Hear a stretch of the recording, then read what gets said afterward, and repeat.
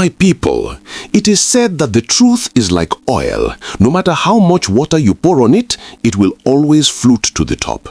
Today, on Mr. Nigeria Reports, we are breaking the silence on a strategic panic that has gripped the highest levels of power in Abuja. While the world is distracted by the daily struggle for survival, a secret political storm is tearing through the foundations of the 2027 election cycle. We have just uncovered the real reason why the ADC is moving toward a historic consensus, and it is a reality that has the establishment's top strategists in emergency meetings. In the next 9 minutes, I am going to expose the collapse of the dead man's agreement, why the big names of the old guard have officially become liabilities, and the one frustratingly clean candidate who is keeping the current administration awake at 3 a.m. This isn't just news, it's an avalanche of truth. Stay tuned because the mask is finally off. Before we reveal the EFCC trap that has been set for the opposition leaders, I need you to do something for the movement. Hit that like button, subscribe to Mr. Nigeria Reports, and type exposed in the comments right now. We are aiming for 10 million views to show the powers that be that the 3,000 of us are watching every move they make. To understand why there is panic in Aso Rock, you have to understand the Buhari Pact. For the last 2 years, there was a quiet gentleman's understanding that the current administration would protect the ministers and allies of the previous government. It was a back-scratching arrangement designed to keep the peace. But as we know in Nigerian politics, a dead man cannot enforce an agreement. The moment that pact died, everything changed. The security apparatus of the state was no longer a tool for governance, it became a weapon for settling old scores. Look at the evidence. The former Attorney General, Abubakar Malami, is in prison. The former Kaduna Governor, Nasir El-Rufai, is being hunted. The message is clear. The old guard is no longer safe. But there is one man they can't hunt using these files and folders, and that is why the ADC is now forced to look at a new path for 2027. The establishment can settle scores with their friends, but they are terrified of a man they can't buy or blackmail. Now, let's talk about the trap. If the ADC nominates Rotimi Amaechi, they are handing the presidency a victory on a silver platter. The administration has a war chest of every loan, every rail project, and every contract from his time as transport minister.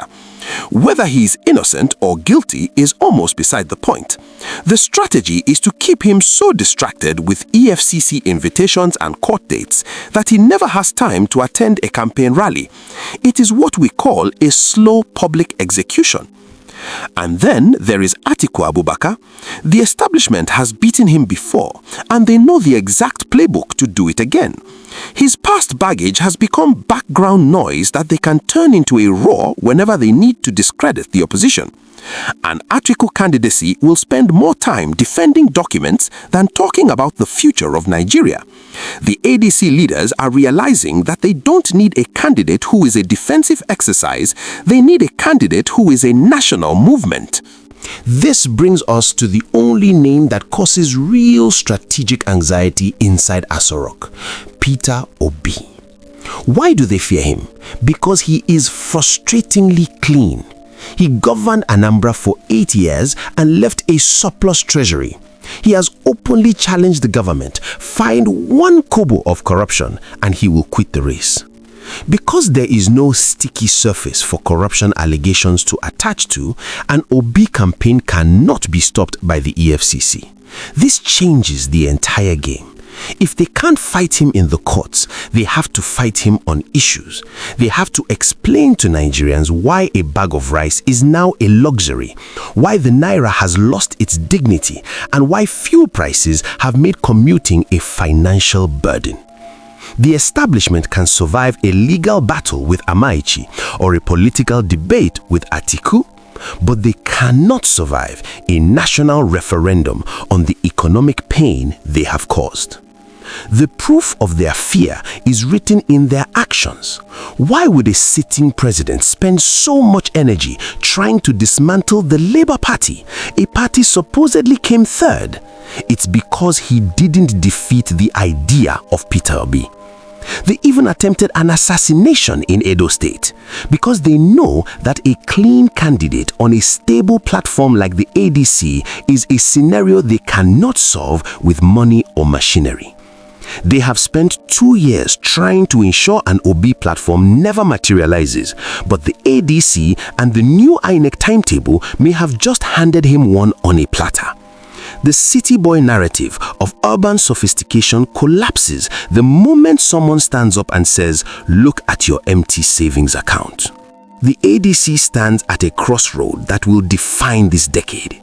Pick the liabilities of the past or pick the threat of the future. The ticket belongs to Peter and the moment belongs to us. If you believe that the truth is unstoppable and the obedient movement is ready for 2027, share this video to 20 WhatsApp groups right now. Let this avalanche of evidence reach every corner of this nation. Subscribe to Mr. Nigeria Reports and hit the bell. Is Peter Obi the only one they truly fear? Tell me what you think in the comments below.